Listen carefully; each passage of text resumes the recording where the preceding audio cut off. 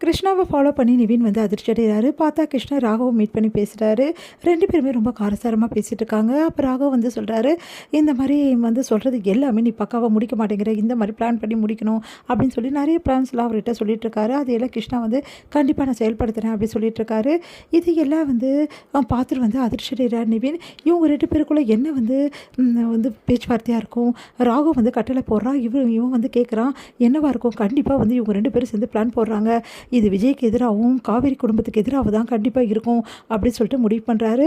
இந்த விஷயத்தை எல்லாத்தையுமே வந்து விஜய் கிட்ட சொல்கிறாரு. விஜய் அதிர்ச்சி அடைகிறாரு. உடனே விஜய் வந்து சொல்கிறாரு, கண்டிப்பாக இந்த மாதிரி தான் ஏதாவது இருக்கும் நான் நினச்சேன்.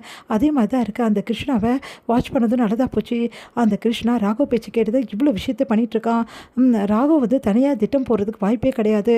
அந்த பசுபதி தான் ராகவ் வந்து இயக்கிட்டு இருக்கான். அந்த விஷயமும் நல்லா புரியுது அப்படின்னு ஒன்று. ஆமாம், அந்த பசுபதி தான் பண்ணியிருப்பான். ஆனால் பசுபதி வந்து ராகவை நம்ம தூக்கணுன்னே வந்து அடங்கிட்டான்னு நான் நினச்சேன். இல்லை நிவின், அவன் அடங்கலை. ஒரு வாட்டி காவேரியை வண்டி வச்சு தூக்க பார்த்தான் அப்படின்னு ஒன்று அதிர்ச்சி அடைகிறார் நிவின். நீங்கள் என்ன சொல்கிறீங்க விஜய்? ஏன் இந்த விஷயத்தை என்கிட்ட சொல்லலை? இந்த விஷயத்தை பெருசுப்படுத்த வேணான்னு நினச்சேன். ஆனால் எந்த அளவு அவன் இறங்குவான் நான் நினச்சி கூட பார்க்கல.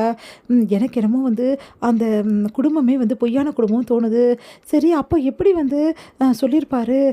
அண்ணன் வந்து இப்படி சொல்லியிருக்க வாய்ப்பு இல்லைல்ல. அண்ணன் தானே இந்த மாதிரி அவங்க குடும்பம் வந்து இந்த மாமாவோட குடும்பம்னு சொன்னார். இதெல்லாம் கரெக்டு தான். ஆனால் இதில் என்ன குழப்பம் இருக்குன்னு தெரியலையே.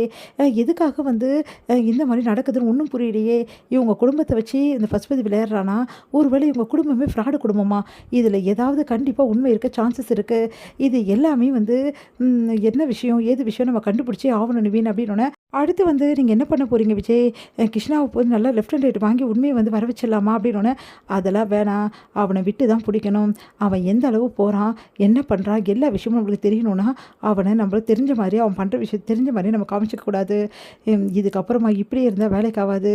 இவன் என்ன பண்ணுறான் ஏது பண்ணுறான் எல்லா விஷயத்தையும் நம்ம நோட்டை விடணும். முக்கியமான விஷயம், முதல்ல நீங்கள் அந்த ராகவ் எங்கே இருக்கான், என்ன பண்ணுறான், அவன் வந்து கிருஷ்ணாவை மீட் பண்ணுறதுக்கு என்ன காரணம், அவன் கூட அவங்க அப்படம் இருக்கானா அப்படின்னு சொல்லிட்டு எல்லா விஷயத்தையும் வந்து நீங்கள் தெரிஞ்சுட்டு சொல்லுங்கள் நிவின். சரி நான் பார்த்துக்கிறேன் அப்படின்றாங்க.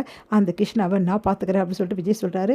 இங்கே விஜய் என்ன பண்ணுறாரு, கிருஷ்ணா வந்து பண்ணுற வேலை எல்லாமே வந்து வேணும்னே வந்து அவங்க பிஸ்னஸை கெடுக்கிறதுக்கு விஜய்க்காக எதிராக கிருஷ்ணா பண்ண வேலை எல்லாத்தையுமே விஜய் வந்து கண்டுபிடிக்கிறாரு. அந்த ஃபைல்ஸ் எல்லாமே வந்து எடுக்கிறாரு. அதன்படி வந்து வேலை வந்து நடக்க விடாமல் கிருஷ்ணா பண்ண விஷயங்களை எல்லாமே வந்து அவர் நடக்கும்படி பண்ணிடுறாரு. சிமெண்ட்டு, அதுக்கப்புறம் ஜல்லி, அதுக்கப்புறம் வந்து தேவையான பொருட்களை எல்லாமே வர இடத்துக்கு பக்காவாக வர வச்சிடுறாரு. ஆட்டோமேட்டிக்காக வேலை நடந்துட்டு இருக்கதை கிருஷ்ணா வந்து பார்க்குறாரு. பயங்கரமாக அதிர்ச்சி அடைகிறாரு. எப்படி இந்த வேலையில் நடக்குது ஒன்றும் புரியலேன்னு சொல்லிட்டு வந்து பார்த்தா அதுக்கு முன்னாடி விஜய் வந்து எல்லா வேலையும் முடிச்சிருக்காரு.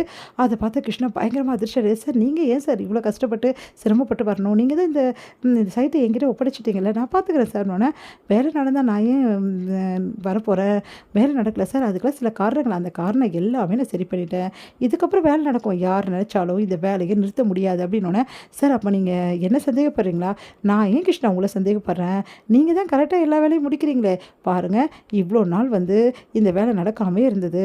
ஆனால் நீங்கள் வந்து ரொம்ப வந்து பக்காவாக எல்லா ரிப்போர்ட்ஸையும் பக்காவாக எனக்கு கொடுத்துருக்கீங்க சார். அது வந்து சார் பரவாயில்ல கிருஷ்ணா, விடுங்க, நடந்தது நடந்து போச்சு. இதுக்கப்புறம் எதுக்காக தேவையெல்லாம் பண்ணணும்?